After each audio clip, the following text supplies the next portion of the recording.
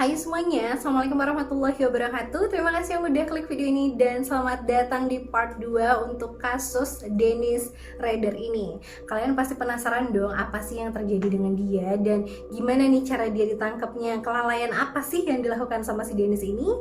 Jadi inilah akhir dari BTK Killer atau pembunuh BTK atau Dennis Rader. Lanjut ya, aku akan menceritakan secara detail ke kalian dari proses kelalaiannya, terus petunjuk-petunjuk yang dia berikan sendiri kepada polisi, dan sampai dia ditangkap dan diberi hukuman penjara sama polisi.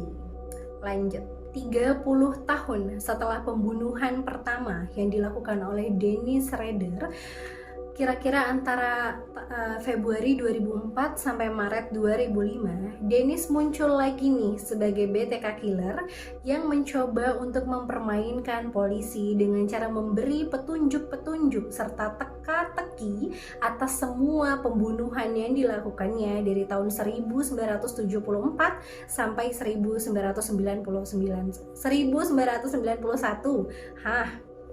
Terus kali ini dia tidak muncul untuk berfantasi atau menciptakan hayalan dan melakukan imajinasi menyimpangnya lagi, tapi kali ini dia muncul untuk mempermainkan dan memberikan teka-teki kepada polisi. Dia mempermainkan polisi, apakah polisi itu akan berhasil menangkapnya setelah 30 tahun dia bebas di luar sana tanpa polisi tahu bahwa dialah pelakunya, ya kan?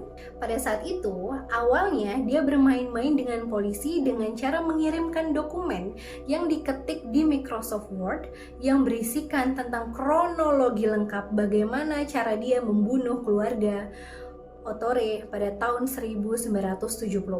Dan setelah dia ngasih surat itu, dia juga tidak lupa memberikan kayak hard disk gitu loh. Udah nih, tapi ternyata hard disk pertama yang dia kosong itu tidak bisa dibaca, mungkin rusak atau memang kosong juga, tinggal ada penjelasan detailnya ya. Terus ada kartu pos yang dikirimkan ke sebuah stasiun televisi di Wichita yang bernama aku terus baca KK TV atau KAKE TV ya, dimana ternyata pengirim dari surat pos itu meninggalkan jejak kode BTK lagi, dan dari situ polisi langsung tahu bahwa ini adalah perbuatan dari The BTK Killer atau pembunuh BTK yang sangat mereka cari pada 30 tahun yang lalu.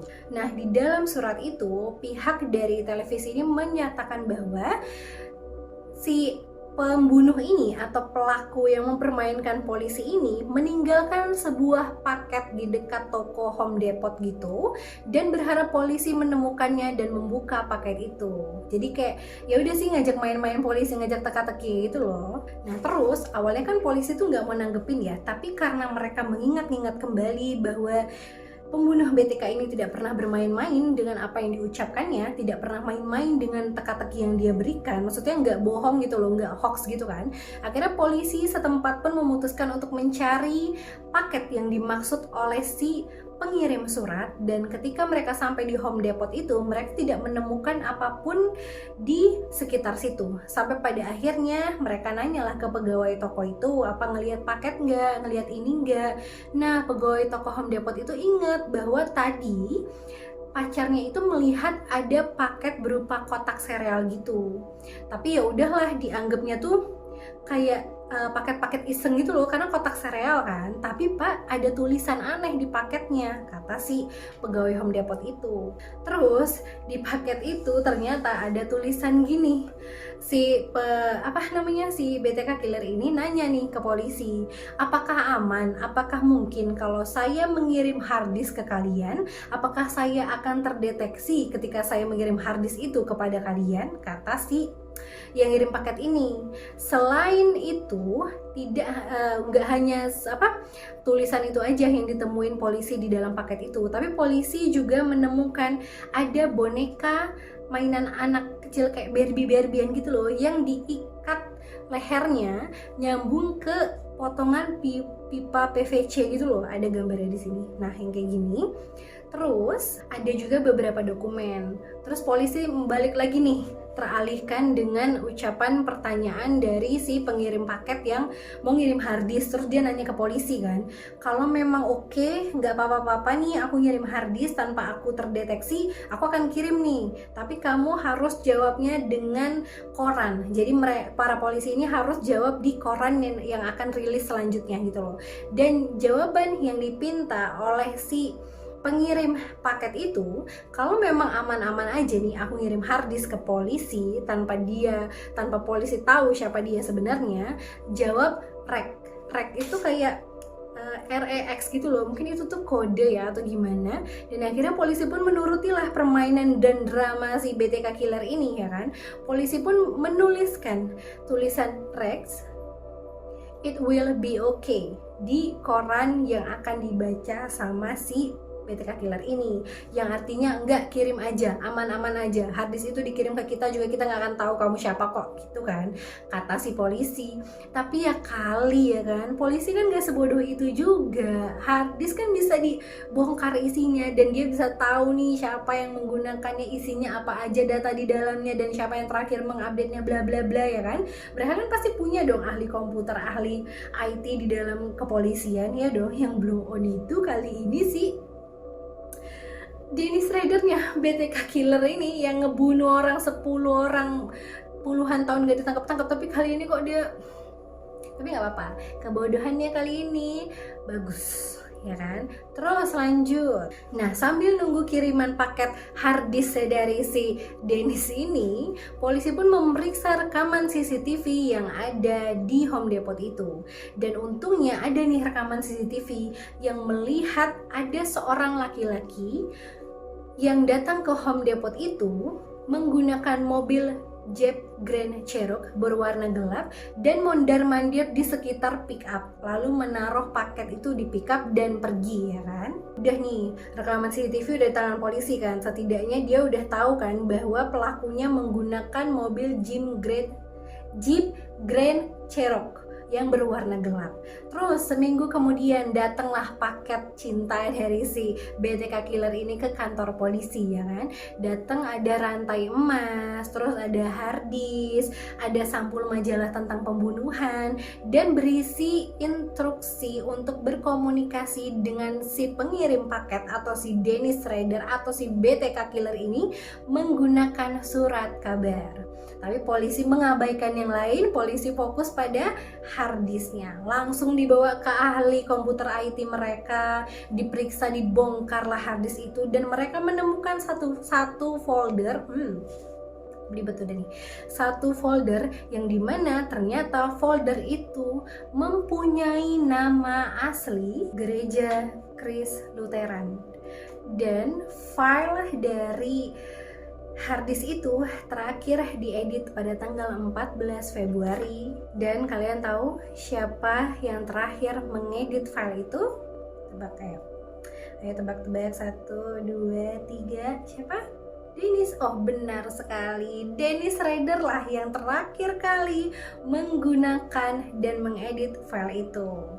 Kelihatan kan dari situ nama filenya, terus terakhir yang ngeditnya. Tapi waktu itu yang terakhir ngedit itu yang keluar namanya hanya Dennis aja. Udah dong, mulai dikerucut polisi nih. Tersangkanya bernama Dennis ya kan, pakai mobil Jeep Grand Cherokee warna hitam, warna gelap ya kan. Udah nih, nah udah setelah itu polisi nggak berhenti dari situ aja, karena mereka tahu datanya dari gereja yang tadi dan terakhirnya itu ada yang ngeditnya namanya Dennis. Mereka langsung menelusuri web gereja itu dan menemukan seluruh anggota dari gereja itu, mulai siapa presidennya, siapa jemaat-jemaatnya, siapa aja, sekretaris gereja siapa, bendahara bla bla bla, ya kayak komunitas gereja itulah siapa aja. Dan di dalam web gereja itu sangat tertulis jelas bahwa presiden dari jemaat gereja itu bernama Dennis Rader. Kaget gak? Kaget kan? Aku juga pas bacanya kaget. Dia pembunuh berantai, terus penyimpangan seksual, dan dia bisa-bisanya jadi presiden jemaat gereja. Gimana itu ceritanya? Ya kan? Pas ngelihat itu, kata polisi, dapet kau, ya kan? Dennis Rader mulai nyambung nih sekarang. Udah nih, mulai kan polisi mulai menargetkan Dennis Rader menjadi tersangka satu-satunya pada kasus pembunuhan berantai pada tahun 1974 sampai 1991. Tapi polisi nggak mau nih gegabah untuk menghadapi Dennis Rader karena mereka tahu Dennis ini adalah orang yang berbahaya dan mempunyai banyak taktik untuk melarikan diri. Nah, polisi pun mulai mengantongi nama si Dennis Rader ini, ya kan? Polisi pun langsung mencari di mana alamat tempat tinggal Dennis Rader dan keluarganya. Ketika mereka mengetahui itu, mereka mulai nih pura-pura patroli, ya kan? Polisi kan biasa ya patroli ya. Patroli siang malam. Mereka nggak langsung nangkapnya di hari itu, enggak. Mereka menyelidiki dan mencari timing yang pas untuk langsung menyergap si Dennis Rader ini, ya kan? Terus mereka nggak akan mau nangkap Dennis Rader di rumah, karena kalau ditangkap di rumah dia akan punya banyak cara untuk melarikan diri karena itu rumahnya, ya dong. Udah nih, muterlah polisi nih, ya kan, ngelihat rumah-rumah, terus survei, oh ini rumah Dennis Rader, oh ini. Dan ketika mereka sampai di rumah Dennis Rader, mereka melihat ada mobil Jeep Grand Cherokee berwarna gelap, persis dengan apa yang polisi lihat pada rekaman CCTV ketika pengantar paket kotak sereal tadi mengirimkan paket ke toko Home Depot. Masih inget kan, ya kan? Nah, nambah lagi buktinya, ya kan? Makin kuat nih polisi mencurigai dan menetapkan si Dennis ini menjadi target buronan tersangka utama mereka nih, ya kan? Udah nih, sehari, 2 hari, udah tahu rumah Dennis, udah tahu kegiatannya sehari-hari. Sampai nih, akhirnya polisi melakukan tindakan pembuktian terakhir nih. Kalian masih ingat kan? Dulu pada tahun 1900-an itu, Dennis sempat meninggalkan cairan spermanya di dekat tubuh salah satu korban. Dan ternyata cairan sperma itu masih ada untuk diselidiki sampai tahun 2005 itu. Jadi polisi-polisi pun masih ngekeh gitu loh buat nemuin si pembunuh dari 10 wanita ini gitu kan. Udah nih, akhirnya polisi nggak habis akal dong. Polisi minta sampel DNA dari sekolah menengah atas putrinya Dennis Rader. Karena waktu tahun 2005 itu putri Dennis Rader itu udah lulus kuliah, tapi kan sampel DNA-nya masih ada dong di SMA itu, ya kan. Aku juga nggak tahu sih kalau ternyata SMA di luar negeri itu ada sampel DNA orang-orang siswanya gitu ya. Aku juga baru tahu di sini ada nggak sih? Kayaknya di sekolah-sekolah di Indonesia nggak sampai ngumpulin sampel DNA, ya nggak sih? Tapi ada bagusnya juga sih. Polisi mendapatkan sampel DNA putrinya si Dennis yang bernama Carrie dan membawanya ke laboratorium untuk diperiksa apakah mempunyai kecocokan DNA yang sama dengan cairan sperma yang dipunyai oleh pelaku yang ditinggalkan ketika dia membunuh salah satu korbannya pada tahun 1991 itu. Ketika dicek, ditunggu hasilnya sama polisi. Kalian udah tahu lah jawabannya apa, ya kan? Pasti tahu lah jawabannya apa. DNA dari cairan sperma dan DNA si Carrie anaknya Dennis Rader memiliki kecocokan 99%, yang berarti mereka memang satu DNA-nya. Bapak sama anak biasanya DNA-nya sama kan? Udah selesai, Dennis Rader selesai. Kamu tertangkap sebagai pelaku utamanya. Tapi polisi belum nangkep nih. Aku seru nih kalau yang kayak gini. Dia belum mau nangkap si Dennis Rader nih waktu itu. Masih disusun lah rencana sama polisi, ya kan. Sampai pada akhirnya beberapa hari setelah tes DNA keluar dan meyakini bahwa Dennis Rader lah pelakunya, akhirnya polisi pun memutuskan untuk langsung mengepung Dennis Rader yang saat itu baru saja keluar dari rumahnya. Jadi diawasin sama polisi kan, keluar rumah nih si Dennis Rader, dan polisi pun langsung mengepung Dennis dengan banyak anggota polisi lainnya. Jadi dia dikepung di halaman terbuka dan dia nggak bisa lari kemana-mana. Akhirnya Dennis Rader pun berhasil ditangkap polisi, berhasil disergap polisi dan dibawa ke penjara. Oh iya, Dennis Rader ini ditangkap pada tanggal 25 Februari 2005 ya. Nah, ketika ditangkap, diinterogasi lah si Dennis Rader ini ya kan, dia nggak ngaku nih. Awalnya dia kayak, hah apa pak, saya nggak tahu menahu pak soal kasus itu, orang saya nggak tahu apa-apa gitu kan.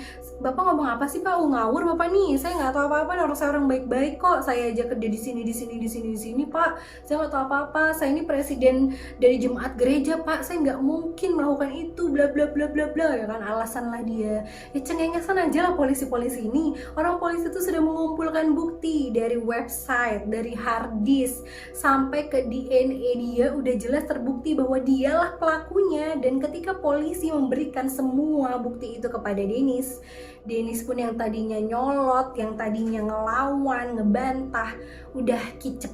Dia nggak ngomong apa-apa lagi, dia diem. Dan karena ditekan terus sama polisi dengan bukti-bukti, akhirnya Dennis pun mengakui kesalahannya dan mengakui semua kejahatannya, bahwa dialah yang melakukan 10 pembunuhan dari rentan tahun 1974 dan sampai 1991. Terus apa nih hukuman yang didapatkan oleh Dennis ya kan? Pasti harapan kita semua adalah hukuman mati, karena dia psikopat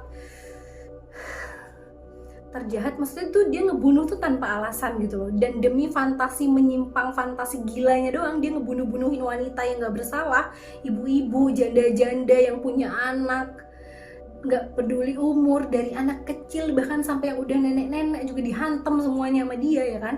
Aku pribadi mengharap dia dihukum mati, tapi karena kejahatan dia terjadi pada tahun 1991 terakhirnya, yang pada saat itu belum ada undang-undang yang memperbolehkan hukuman mati, maka Dennis Rader hanya dihukum penjara seumur hidup per satu korbannya. Jadi dikali 10 korban tuh seumur hidupnya, 10 korban.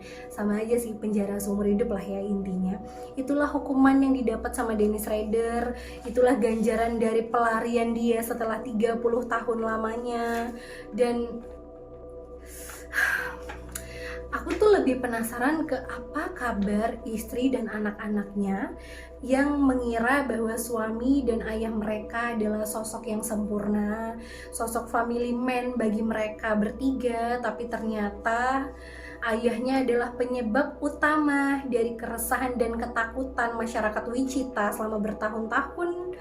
Gimana ya psikis anak-anaknya? Pasti mereka kaget kan, orang si Dennis ini terkenal sebagai ayah yang sayang keluarga loh. Mereka juga pasti nggak akan menyangka lah kalau ternyata, habis nih suara aku nih, kalau ternyata memang ayahnya adalah pembunuh berantai, BTK killer ya kan, yang ternyata punya fantasi seksual yang menyimpang. Pasti kaget banget sih, dan pasti terutama anak yang perempuan ya, pasti punya trauma tersendiri terhadap laki-laki, ya nggak sih? Kalau kalian bilang nggak puas dengan hukuman yang didapat oleh Dennis Rader atas semua rentetan kejahatan yang dilakukan, sama aku juga ngerasa itu hukuman nggak puas. Aku pengen dia dihukum mati dengan cara dicekik, mungkin dengan cara yang sama, biar dia ngerasa betapa tersiksanya diperlakukan seperti itu ya kan. Jangan dengan alasan kayak, oh aku mau ngebunuh orang-orang mah karena akunya mau nurutin imajinasi aku aja. Udah gila, sumpah udah gila. Tapi ya udahlah, itulah keputusannya. Dan harusnya ada pelajaran sih yang kita ambil dari kasus ini. Pelajarannya apa juga aku agak bingung sebenarnya, tapi intinya perilaku dari orang tua kita tuh ternyata pengaruh banget ya, karena Dennis membentuk penyimpangan perilakunya karena orang tuanya nggak memperhatikan dia, nggak memberikan kasih sayang sama dia ya kan. Tapi yang bikin aku agak seneng juga, karena di sini si pembunuhnya lah yang secara tidak langsung menyerahkan diri ya kan. Dia ngasih bukti sendiri ke polisi, dia menyerahkan dirinya sendiri kepada polisi. Dia yang sudah bersembunyi 30 tahun lamanya malah menyerahkan diri ke polisi akibat kecerobohan dan kesombongan dia yang dia pikir bisa mempermainkan polisi terus menerus. Tapi bagus. Sok pintar Anda, kesombongan Anda berbuah manis Bapak Dennis ya. Itulah hukuman Anda, itulah yang harus kamu jalanin sampai kamu meninggal dunia. ya. Semoga para korbannya juga tenang di alam sana, semoga keluarga-keluarga dari para korbannya juga bisa mulai ikhlas juga. Kayaknya udah pada ikhlas sih, tapi mereka juga nggak akan nyangka nggak sih kalau ternyata tetangga mereka si Dennis Ryder itu yang psikopat, ya kan? Menurut kalian gimana? Komen di bawah ya. Oke, sekian dulu video dari aku kali ini. Kasusnya panjang banget. Tadi kalau mau aku jadiin satu video bisa 1 jam sendiri karena aku pengen menceritakan lebih detail. Ada sih sebenarnya kalau diringkas-ringkas bisa sebentar, cuman aku pengen kalian itu mendengarkan kasus ini detail dari latar belakang, dari pembunuhan pertama sampai terakhir, terus dari cara-cara ceroboh yang membuat pembunuh atau Dennis Ryder ini atau BTK Killer ini tertangkap gitu loh, biar kalian tahu ceritanya secara jelas, rinci, dan aslinya tuh ceritanya tuh lengkapnya tuh gimana gitu loh. Tapi semoga kalian nggak bosan mendengarkan ceritanya, semoga kalian suka sama cara penyampaian aku bercerita, semoga sampai juga ceritanya, semoga sampai juga emosinya sama kalian. Kurang lebihnya aku mohon maaf. Terima kasih yang udah nonton video ini sampai habis, terima kasih yang udah nonton part satunya juga baru kesini, atau yang baru nonton ini, nonton part satunya dulu yuk supaya kalian nyambung nih sama ceritanya. Oke, jangan lupa nih follow Instagram aku di Tasya Firdaus. Dan kalau yang udah nonton tapi belum subscribe dulu yuk channel aku yuk. Nyalain tombol notifikasinya supaya kalian gak pernah ketinggalan updatean terbaru dari channel aku. Dan komen-komen juga di bawah untuk updatean video selanjutnya, mau dibawain video apa, atau mungkin ada saran atau masukan lainnya, boleh banget komen aja di bawah ya. Oke, terima kasih sekali lagi. Dadah, assalamualaikum, selamat malam semuanya.